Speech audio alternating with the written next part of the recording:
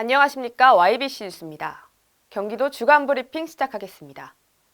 첫 번째 소식은 경기도 특별사법경찰단이 의료기기 제조 과정에서 특정 수질 유해 물질이 포함된 폐수를 공공수역에 무단 방류하는 등 불법 행위를 저지른 치과기공소 30곳을 적발했습니다.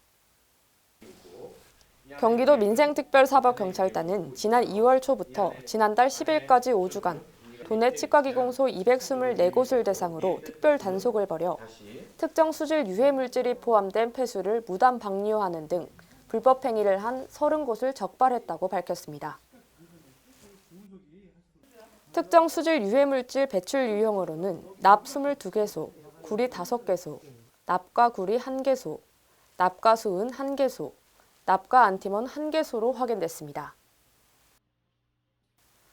군포시 소재 A업체는 금리를 산화 처리하기 위한 산세척 시설 등을 운영 중인 치과기공소로 배출한 폐수를 분석한 결과 구리가 허가 기준의 약 9배인 0.986mg/L, 납은 허가 기준의 약 4배인 0.04mg/L로 초과 검출됐습니다. 의정부시 소재 B업체도 세척 공정 등에서 발생한 납이 허가 기준을 18배나 초과해 검출됐습니다. 이번에 단속에 걸린 치과기공소 대부분은 제품의 특성상 특정 수질 유해 물질이 없다고 판단해 이를 확인하지 않고 섞어만 제거한 후 전량 공공수역인 하수관으로 배출한 것으로 조사됐습니다. 치과기공소협회 김용철 회장은 이번 사건으로 경각심을 가지고 같은 상황이 발생하지 않도록 환경인식을 개선해 나가겠다고 밝혔습니다. 저희 경기도만 하는 게 아니라 저희 신중계 시도의 대한치과기공사협회 회원들한테 널리 알려서 모든 회원들이 환경 개선에 대해서 좀 잘 숙지할 수 있도록 저희가 홍보할 예정입니다.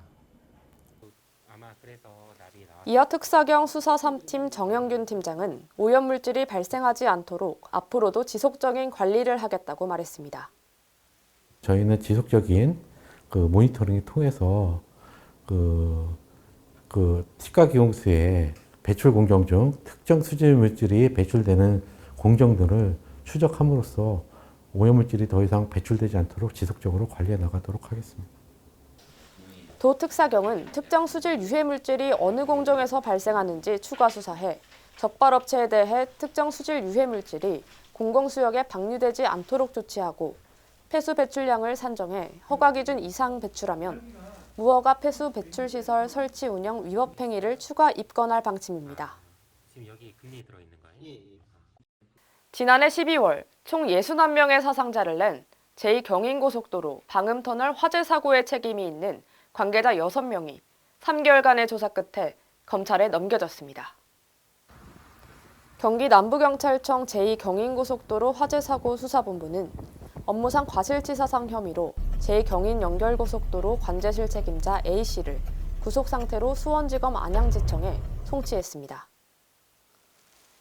또 최초 바라트럭 운전자 B씨 등 5명을 불구속 송치했습니다. A씨는 지난해 12월 29일 과천시 기련동 제2경인고속도로 방음터널에서 화재가 발생한 당시 관제실에서 CCTV를 주시하지 않고 있다가 불이 난 사실을 바로 알아차리지 못하고 인지 후에도 비상대피 방송 실시 등 매뉴얼에 따른 안전조치를 제대로 하지 않아 피해를 키운 혐의를 받고 있습니다. 당시 관제실에 근무하던 다른 직원 2명과 이들을 관리하는 파견업체의 관계자 1명 등 3명도 같은 혐의로 검찰에 넘겨졌습니다. B씨는 최초 발화한 5톤 폐기물 운반용 직계트럭에 대한 관리를 평소 소홀히 해 화재를 예방하지 못한 혐의를 받고 있습니다.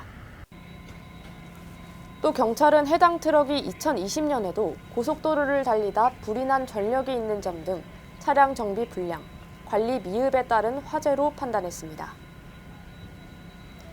경찰은 방음터널 공사 과정에서 문제점이 없었는지 살펴보기 위해 시공사와 하도급 업체 등도 조사했지만 불법 사항은 발견되지 않았다고 설명했습니다. 성남시 의회 이영경 의원은 주민들이 서현동 110번지 공공주택지구 지정 취소와 관련해 LH 한국토지주택공사와 마찰을 빚자 공기업 LH를 상대로 시민편에 서서 1인 시위를 벌였습니다. 지난 3월 22일 대법원은 성남시 분당구 서현동 110번지 공공주택지구 지정 취소 사건에 따른 소송 비용액 확정 결정 신청에 대해 LH가 제출한 비용 계산서를 서현동 주민들에게 송부했습니다. LH가 신청한 금액은 총 약 1억 5,500여만 원으로 주민 509명이 1인당 약 30만 원을 부담해야 하는 셈입니다. 피신청인인 주민들은 최고소를 받은 시점부터 10일 이내로 소송 비용을 어떻게 부담할 것인지 의견을 법원에 제출해야 합니다. 이에 주민들은 개인의 이익이 아닌 지역을 위한 일인데 LH가 제출한 소송비 부담은 부당하다는 입장을 밝혔습니다. 지난해 주민들은 환경, 교통, 교육 문제 등을 우려해 소를 제기하여 1심에서 승소했지만 2심에서 패소하자 3심 패소 시 지구지정 철회에 지장을 준다는 이유로 대법원에 소를 취하해 판결이 최종 확정된 바 있습니다. 이에 따라 LH가 주민들에게 거액의 소송 비용을 신청하기 위한 법적 절차를 밟고 있습니다. 이현경 의원은 LH는 거액의 소송 비용을 주민들에게 부담하게 하지 말고 당장 멈춰야 한다며 시의회에서 소송 비용 청구 철회 촉구 결의안을 발의할 것이라고 전했습니다.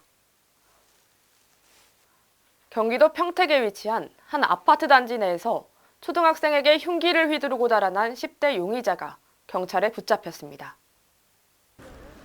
경기 평택경찰서는 지난 4일 살인미수 혐의로 고등학생 A군을 긴급 체포해 조사 중이라고 밝혔습니다. A군은 지난 3일 오후 5시 40분경 평택시의 한 아파트 단지 내에서 문구형 칼로 초등학생인 B군의 목 부위를 그어 다치게 한 혐의를 받고 있습니다. B군은 현재 중상을 입고 병원으로 옮겨져 치료를 받고 있으며 생명에는 지장이 없는 것으로 알려졌습니다. 경찰은 목격자의 신고를 받고 현장 인근 CCTV 등을 토대로 용의자를 추적해 이튿날인 지난 4일 오전 8시 반경 용의자 A군을 검거했습니다. 경찰 조사 결과 용의자 A군과 피해 학생은 서로 일면식도 없던 것으로 파악됐습니다.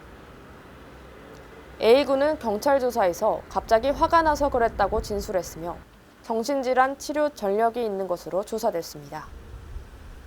경찰은 정확한 범행 동기와 경위에 대한 조사를 마치는 대로 A군에 대해 구속영장을 신청할 방침입니다. 이상 경기도 주간 브리핑 마치겠습니다. 시청해주신 여러분 고맙습니다.